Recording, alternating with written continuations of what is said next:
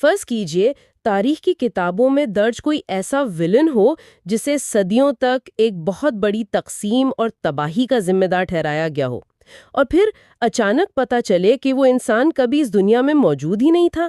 ہم مطلب وہ محض ایک افسانہ تھا، ایک تراشا ہوا کردار۔ بالکل، یہ خیالی ذہن کو جھنجھوڑ دینے والا ہے کہ کیسے ایک فرضی کہانی نسل در نسل لاکھوں لوگوں کے عقائد اور سوچ پر اثر انداز ہو سکتی ہے۔ تو آج کے اس تفصیلی جائزے میں ہم ایسے ہی ایک تاریخی اور نظریاتی معمے میں اترنے والے ہیں۔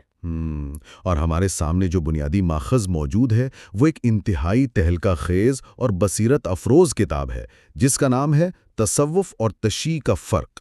ہاں، جسے علامہ ہاشم معروف حسنی نے تحریر کیا ہے۔ تو ہمارا آج کا مشن یہ ہے کہ اس کتاب میں دیے گئے دلائل اور حوالوں کی مدد سے اس گنجلک الجھن کو سلجھایا جائے جو صدیوں سے تصوف اور اہل تشیع کے عقائد کے درمیان پائی جاتی ہے۔ صحیح، مطلب یہ جاننا کہ کیا واقعی تصوف کا آغاز شیعہ مذہب سے ہوا تھا۔ چلیں اس کو تھوڑا کھول کر دیکھتے ہیں۔ آپ سب سے پہلے اس کتاب کے بنیادی دعوے کے بارے میں کیا بتائیں گے؟ اگر ہم اسے وسیع تر تناظر میں دیکھیں تو اس ضرورت کو سمجھنے کے لیے ہمیں ایک خاص تاریخی بیانیے کو دیکھنا ہوگا۔ مطلب تاریخ میں ایک طویل عرصے تک بعض علمی حلقوں میں یہ ثابت کرنے کی کوشش کی گئی کہ تصوف اور تشیع ایک ہی ہیں۔ جیسے وہ ایک ہی سکے کے دو رخ ہوں؟ بالکل۔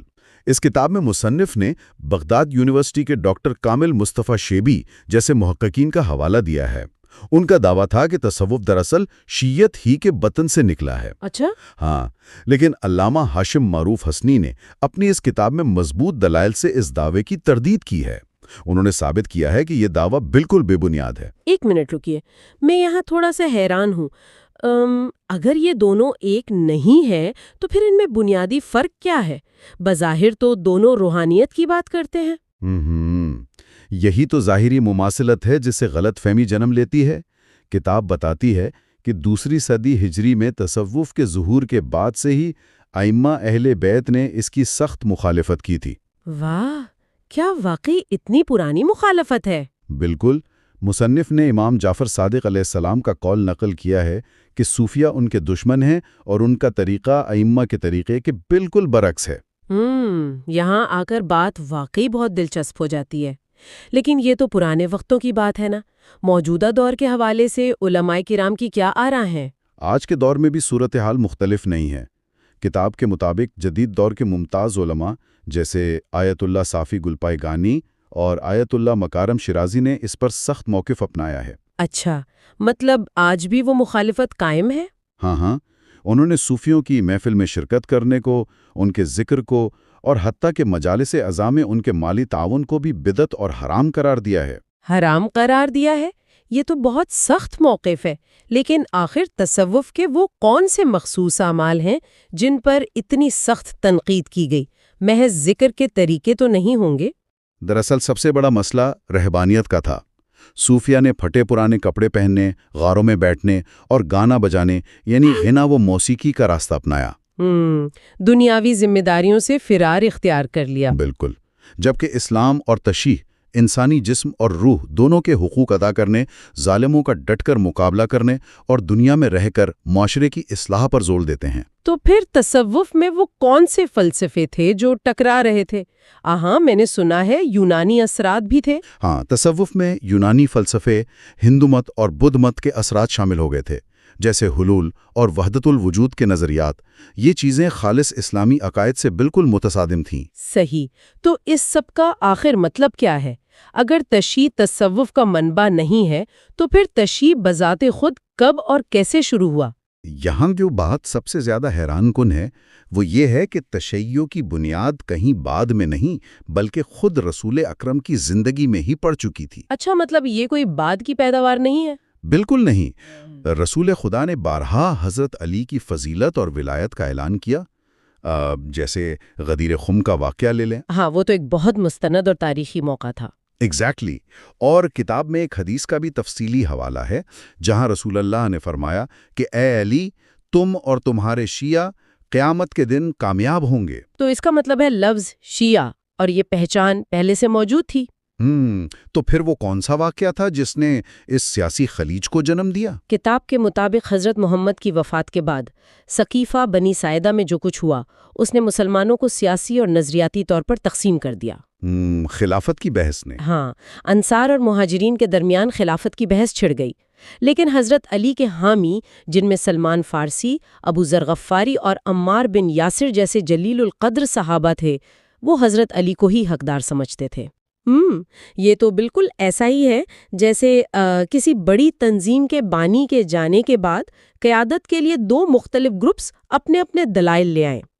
بہت عمدہ مثال ہے۔ لیکن ایک گروپ اس وصیت یا نظریے پر قائم رہے جو بانی نے اپنی زندگی میں پہلے ہی واضح کر دیا تھا، مطلب وہ کوئی نیا فرقہ نہیں بنا رہے تھے۔ 100% درست، وہ بس بانی کی واضح ہدایات پر عمل کر رہے تھے۔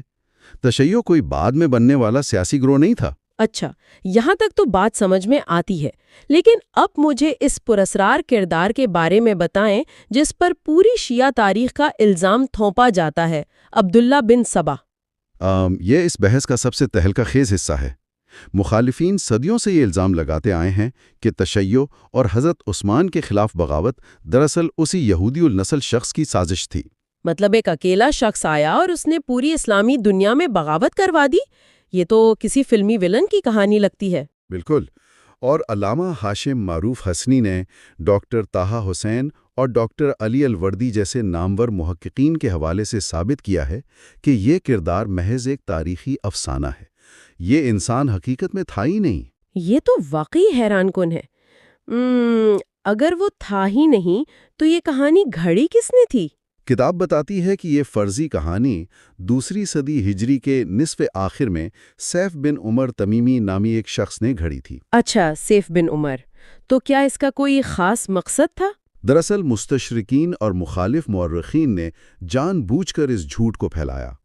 اموی اور عباسی ادوار میں حکومتوں کو اہل بیت اور ان کے پیروکاروں کو بدنام کرنے کے لیے ایک بیانیے کی ضرورت تھی، تاکہ علویوں کی جائز تحریک کو غیر اسلامی اور بیرونی سازش قرار دیا جا سکے۔ ایگزیکٹلی، اور اسی لیے انہوں نے یہ فرضی بیرونی ایجنٹ تخلیق کیا۔